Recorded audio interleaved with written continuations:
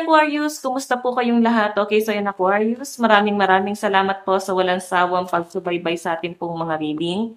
And kung ikaw ay bago pa lang sa ating channel, mag-subscribe na po kayo. Then i-click mo na rin yung ating notification bell para lagi kang updated sa ating mga bagong upload.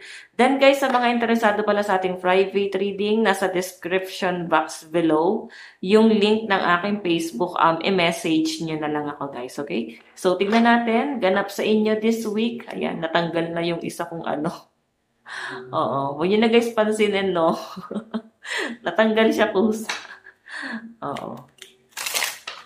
Kasi alam ko yung pakiramdam na yan eh. Ganyan ako kasi may pagka-OC din ako guys. So, observant, may papansin na something talaga. Pero hindi na para ano pa. Parang sa akin na lang, ba't parang may ano, naku-curious, bakit ka nawala? Parang ganon, baka may mga naku-curious, ayan. Ayoko kayo guys, magkaroon ng kaisipan pa sa ganito. Palaisipan ba? Okay. So, by the way, balik tayo guys sa ating topic. Ayan. Aquarius, Sun, Moon, Rising, and Venus sign. Ganap sa inyo this week. So, meron po tayong The Fool. Ayan. So, Aquarius, nakikita ko dito, ito kasing The Fool is parang new beginning din naman to, no? Baka kasi ikaw ay ma-overwhelm, no? Sa sobrang saya mo this week, nabibigla ka sa mga pwedeng maganap, no? Pag-isipan mo muna, hindi porke masaya ka is, alam mo yon, sa sobrang saya mo is maibigay mo na lahat, mailabas mo lahat. Parang sa pakikisama lang guys, no? Natutuwa ka. So, yan. Sinasabi lang guys na medyo impulsive ka this week dahil ang daming blessing na dumarating. So, hinay-hinay lang guys. Siguro gusto mo lang din talagang i-share yung blessing mo. Pero sinasabi na magpakahinay-hinay ka kasi ang The Fool guys is impulsive. Hindi guys nag-iisip pa ng maayos. Like, sa sobrang saya, nakakapag-decide ng bigla-biglaan. Or sa sobrang lungkot, nakakapag-desisyon ng sobra ng hindi na pag-iisipan kung ano yung magiging outcome. Okay? Meron tayong Ace of Wands, travel itong nakikita ko. So, pwede may biglaang travel na maganap sa inyo this week para kang nakidnap, no? Para kang kinidnap ng mga kaibigan mo, ng pamilya mo, na hindi mo alam kung saan ka pupunta. So, I think biglaan to. Okay, so guys, meron tayong King of Pentacles. Ito ay parang sinasabi, meron dito isang tao na nagsasabi sa inyo or kumokontrol, hindi naman literal na parang ginagawa kang puppet. Siguro kinokontrol ka lang na, eto, nagbibigay sa'yo ng guidance, advice na ito yung dapat mong gawin. Huwag ka muna magpadalos-dalos dyan. Pag-isipan mo muna mabuti. So, siguro guys, patungkol sa love life, nagpaplano na ba kayo guys na mag-asawa? Or makipagrelasyon na, pero siguro may nagbibigay sa inyo ng advice na hinay-hinay muna. Ayan. Okay, so tignan natin. Meron tayong Temperance, no?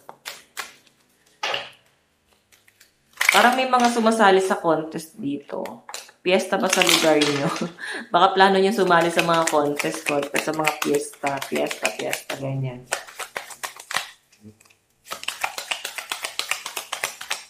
Tignan pa natin.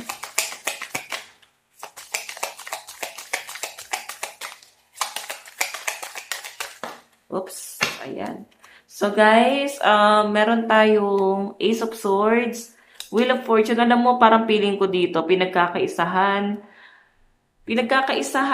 or parang pinagtitripan ka kasi ikaw siguro yung kinakayan-kayanan. Feeling ko sa trabaho to. Okay, mararamdaman mo parang lagi kang nasa spotlight, ikaw yung pinagkakaisahan, sa inyo na guys, parang sa inyo na guys, nilagay, paano bang nilagay? Parang sa inyo na guys, binigay lahat ng obligasyon, no? Wheel of Fortune, sinasabi rito guys, babaligtad ang lahat, no? Kung feeling mo nabubuli ka sa trabaho, Aquarius, sinasabi lang dito na magiging maganda. Okay? Sabihin, hindi ka lang para dyan. Parang training mo lang to, pero makakaalis ka rin dyan. Yung iba naman sa inyo guys, meron kang tina-target dito. So, hindi ka masyado makapag-focus sa trabaho mo. Mararamdaman mo ba't parang may nagbabago, bumababa, or naiiba yung kitaan mo. Siguro may problema. pagdating sa career mo. So, ngayon kasi guys, nakakita ko Aquarius, medyo struggle sa trabaho, no? Ayan.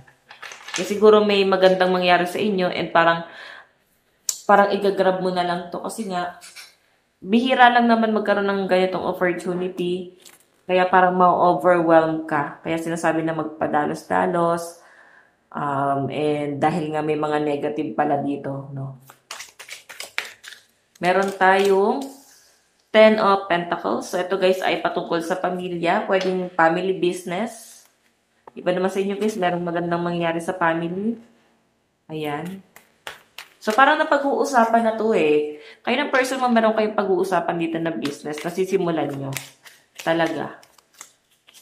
Meron tayong, ayan, pagpaplanuhan to guys. Yan, tama yan. Huwag kayo guys magpapadalos-dalos. Hinay-hinay lang. Pag-isipan mo ng mabuti. Pag-aralan. Kung ano yung mga mechanics bago guys, ito, simulan. Okay? So, pagdating guys sa love life mo, yan, iniisip ng person mo yung kalagayan mo at ng pamilya nyo, no? Iniisip niya dito, Aquarius, kung paano niya guys masisecure yung pamilya ninyo, no? Or kung bubuo kayo guys ng pamilya, parang iniisip niya paano niya isisecure yung pamilya nyo. Iniisip-isip ka niya dito, and nakikita ko na kung nasa malayo siya guys, mahal na mahal ka nito kung may mga pagdududa ka, lalo na't minsan baka busy. So nakikita ko mahal na mahal ka ng taong yan. Madalas iniisip ka nga nito, ayan, grabe yung pag-overthink niya dyan. Meron tayong King of Wands. Baka nga siya itong nag-iisip na meron kang iba eh. May pagkasilosa din tong person mo. So, may mga temptation. Dalawang tao yung nakikita ko. Person mo na kung ikaw in relationship. Meron ditong temptation na lalapit. No? May tuksong lalapit sa inyo this week. So, the Fool, baka madala ka sa temptation na yan. So, hinay-hinay. Okay, hinay-hinay ka lang, lalo na kung hindi kayo okay ng person mo. So, kung bakit hinay-hinay lang guys, kasi itong person na nakikita kong paparating sa inyo. So, umpisa lang to. Pwedeng ma-release niya lang yung mga frustration mo, pero hindi ko nakikitang pang habang buhay, no? Okay, sa mga in relationship. Pero sa mga single guys, ay meron dalawang tao dito akong nakikita na lalapit sa inyo this week. So, meron tayong High Priestess. So, may mga pag-iisip ka dito, may pag-iisipan ka. Pwede nag-expect ka pa rin sa past person mo. Sa mga single dito, iniisip mo siguro, mag-reach out pa ba to? Ganun yung nakikita ko sa inyo. Sobrang nasasaktan ka pa rin. Kung hindi kayo guys naging okay na itong mga nakaraan, sobrang grabe yung gulo na nangyari. May mga pagtatalo kayo. Feeling ko kasi guys, iniisip ka ng person mo. Okay? Kung no contact kayo ngayon. Gusto niya mag-reach out sa inyo. Makikipag-ayos to. Okay? Makikipag-ayos sa inyo yan guys. Ano lang, meron lang siya guys sinesettle na problema. So, tignan natin yung advice. Meron tayong, I clear my energy field. So, mag-cleanse ka. Feeling ko yung negative energy is nasa iyo mismo. Okay? So, ayan guys. Ito lang po ang inyong weekly reading. Maraming salamat. God bless and love you all. Bye-bye.